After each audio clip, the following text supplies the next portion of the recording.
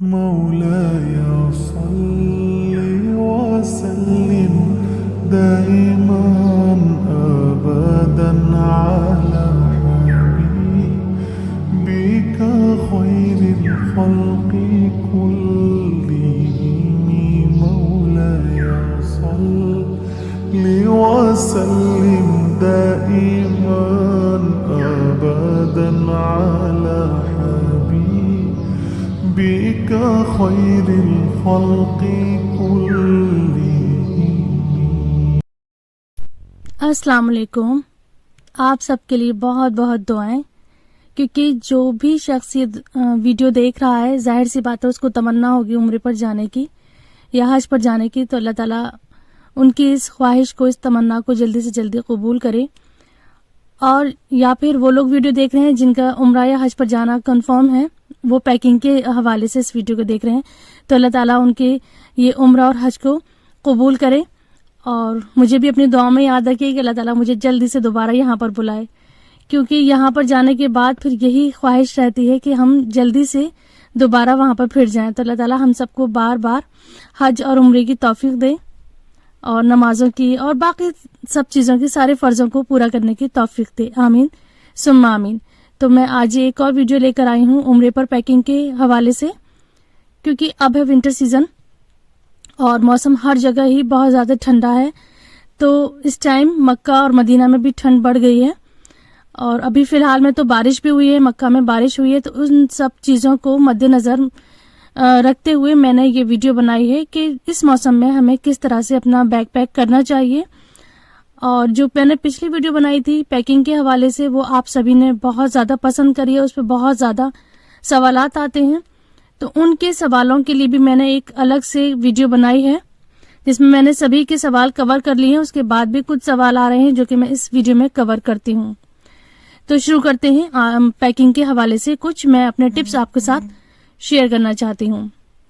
देखिए, आप सबसे पहले तो उम्रे पर जाने से पहले गूगल से चेक कर लें कि मक्का और मदीना का मौसम कैसा है, वहां पर टेम्परेचर कैसा है। तो इससे आपको पैकिंग करने में बहुत ही सहूलत हो जाएगी।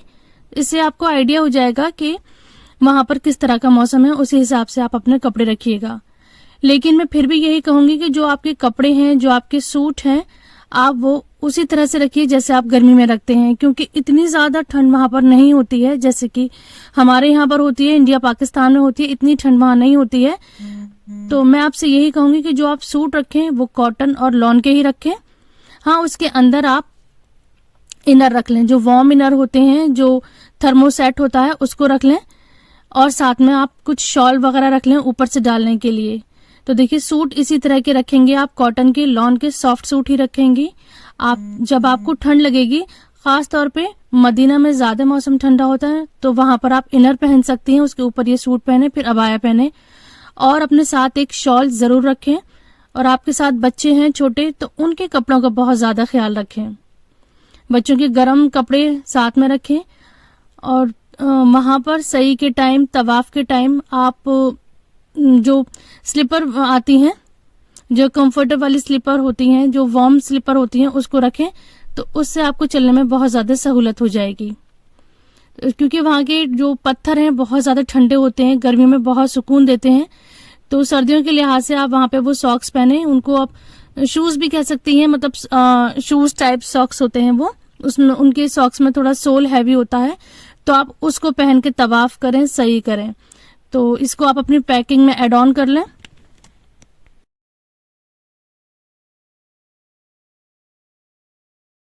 जैसे कि मैंने आपको बताया था कि आप पहले वेदर चेक कर लें, देन अपनी पैकिंग करें। तो देखिए, मक्का में आजकल हुई थी बारिश, तो ये तभी का ये सीन है। तो आप इस टाइम अपनी पैकिंग में आप रेनकोट ऐड कर सकती हैं। बच्चे साथ में हैं तो बच्चों के साइज का रेनकोट लेकर आएं, और अपने लिए भी आप रेनकोट या अम्ब्रेला साथ रख लें अपने बैग में। बच्चे हैं, बुजुर्ग हैं आपके साथ, तो उनकी ऐसे मौसम में एलर्जी भी हो जाती है।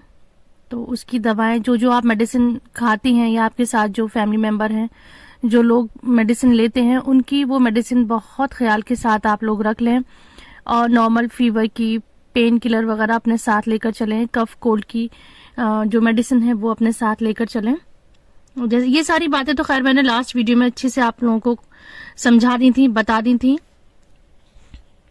तो ये काउंटर वाली जो मेरी टिप थी वो आप लोगों को बहुत ज्यादा पसंद आई है। बहुत उस पर कमेंट आए हैं कि आपने बिल्कुल सही कहा है, तवाफ के टाइम अगर हम ये वाला काउंटर लेके हम तवाफ करते हैं तो वो डिस्टर्ब हो जाता है, मतलब इतना ज्यादा रश होता है तो वो बटन उसके दब जाते हैं और जो नंबर हैं वो आगे पीछे हो जाते हैं। तो इसलिए हमने तवाफ के टाइम यही 7 दाने वाली तस्बीह ही हाथ में लेकर चले हैं। तो ये बाकी में बहुत अच्छी टिप थी, क्योंकि मैंने सारी टिप अपने एक्सपीरियंस के बाद ही आप लोगों के साथ शेयर करी है। जहां मुझे लगा था कि ये चीज होनी चाहिए थी तो मैं ये चीज बता दूं, तो मैंने वही सारी चीजें बताई हैं। तो अल्हम्दुलिल्लाह आप लोगों को वो बहुत पसंद आई हैं, बहुत आप लोगों के लिए यूजफुल रही हैं और आप सबने मुझे बहुत सारी दुआएं दी हैं। तो आप सबकी दुआओं के लिए जज़ाकल्लाह खैर।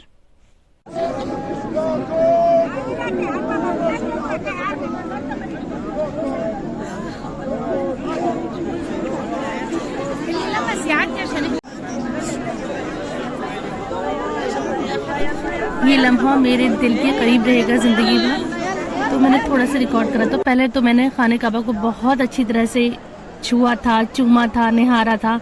उसके बाद जब मैं यहाँ से हटने वाली तब मैंने ये सीन कैप्चर करा था, क्योंकि मैंने जैसे कि बताया मुझे तो बिल्कुल ही ख्याल नहीं रहा था कि मैं अपना फोन निकालूं, कुछ भी रिकॉर्ड करूं। ये तो मैं जब तीसरे चौथे दिन आई थी और जब मैंने अच्छी तरह से इसको छू लिया था, खूब मैं खुश हो गई थी, उसके बाद मैंने फिर ये रिकॉर्ड करा था। अल्लाह ताला ये मौका आप सभी की जिंदगी में जरूर एक बार आए। और यहाँ पे मैं हाँ साथ साथ एक टिप नहीं, एक मैं अपनी बात जरूर शेयर करना चाहूंगी कि अगर आपको संगे अस्वद छूने का मौका मिल रहा है, अगर कोई जेंट्स हैं आपके साथ वो छू रहे हैं, तो प्लीज एक रिक्वेस्ट है कि एहराम की हालत में इसको ना छुएं, क्योंकि संगे अस्वद पर बहुत सारा इत्र लगा होता है और एहराम की हालत में हम कोई भी खुशबूदार चीज ना ही लगा सकते हैं ना ही छू सकते हैं। तो इस चीज को अवॉइड करें। अच्छा, मेरे वीडियो पर कई बहनों के कमेंट आ रहे हैं, वो मुझसे क्वेश्चन कर रही हैं मेडिसिन के हवाले से कि उनको कौन सी मेडिसिन लेनी चाहिए। तो प्लीज मैंने उनको कमेंट में भी मना कर दिया कि मैं कोई डॉक्टर नहीं हूं, मैं आपको बिल्कुल भी मेडिसिन की कोई सजेस्ट नहीं कर सकती। इस चीज को आप अपने डॉक्टर से कंसर्न करें, उनसे मशवरा करके ही अपनी दवा लें। मैं कोई दवा किसी भी तरह की नहीं बता सकती हूँ। मैंने क्या यूज करी थी वो मेरा पर्सनल मामला था, मैं हो सकता है वो आपको सूट नहीं करे, तो आप अपने डॉक्टर से मालूम करके ही जाइए। और एक बहन ने मुझसे ये सवाल करा था, पहले तो बहुत बहुत शुक्रिया कि उन्होंने मुझसे ये सवाल करा था, लेकिन वो उनका अपना मैटर है, मैं इसको कैसे बता सकती हूँ। उन्होंने कहा है कि उनको 15 दिन की ट्रिप के लिए वो उम्रे पर आ रही हैं, तो उम्रे के खर्चे के अलावा वो कितना पैसा साथ लेकर चलें। तो बहन ये आपका अपना मामला है, आप कहाँ पर कितना खर्च करना चाहती हैं। बेसिकली तो खाने का ही खर्च होता है, क्योंकि जिस ग्रुप से हम गए थे, जिस प्लान के तहत हम गए थे, तो हमारा खाना, नाश्ता, डिनर, लंच सब उसी पैकेज में इंक्लूड था। तो अगर आपका फूड के साथ पैकेज है तो आपको कुछ ऐसा खाने की जरूरत नहीं है। वो बात अलग है कि आपने अपने चॉइस के लिए कुछ वहां की खास चीजें खा ली हैं, अलबेक वगैरह या कुछ ऐसी चीज जो आपको दिल करा है वो खा लिया है, वहां तो आपका खर्च होगा। या आपको कोई जूस है, कोई एक्स्ट्रा चाय कॉफी वगैरह है, कुछ स्नैक्स हैं वो ले लिए हैं, वो खर्चा है। वरना हमारा तो खाना पूरा इंक्लूड था। तो हमने तो सिर्फ थोड़ा बहुत जो खाया था वो, और बाकी जो हमने हदिया कर लिया था लोगों के लिए, जो गिफ्ट्स लिए थे, उस पे हमने बहुत सारा खर्च करा था। हमने बहुत खजूर ली थी और सबके लिए कुछ न कुछ सामान लिया था, उस पे हमारा खर्चा हुआ था। तो ये आप पर डिपेंड करता है, आप कितना गिफ्ट ले जाना चाहती हैं, आप बाहर से क्या खाना चाहती हैं, तो ये आप देख लें। वरना तो उम्रे के ऊपर कितना खर्च होगा ये पूरा पूरा आप पर डिपेंड करता है।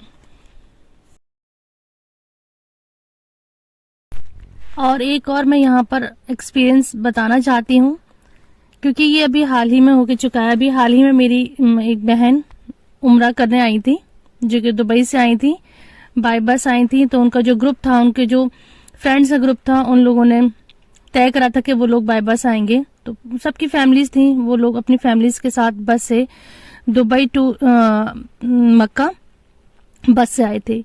तो ये सफर ही बहुत लंबा था। फिर उसके बाद जो बॉर्डर होते हैं, जो कंट्रीज के बॉर्डर होते हैं, वहां पे उनको अच्छा खासा वेट करना पड़ता था। लेकिन सफर तो आसान था, आराम का था, बहुत सहूलत का था।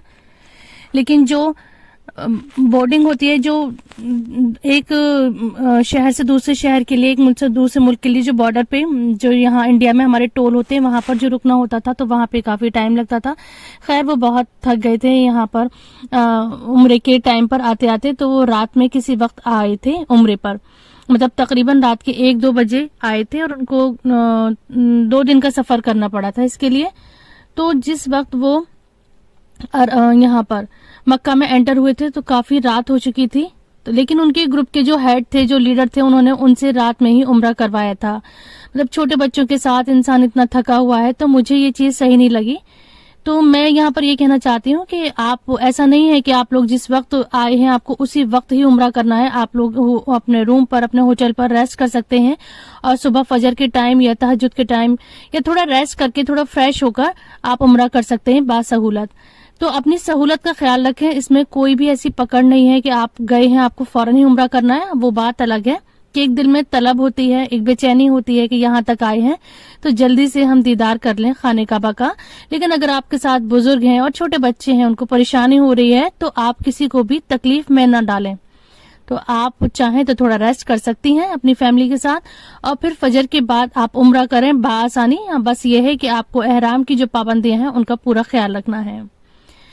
तो आई होप कि आपको ये वीडियो भी इतनी ही यूजफुल लगी होगी जितनी कि मेरी लास्ट वीडियो आपको यूजफुल लगी थी।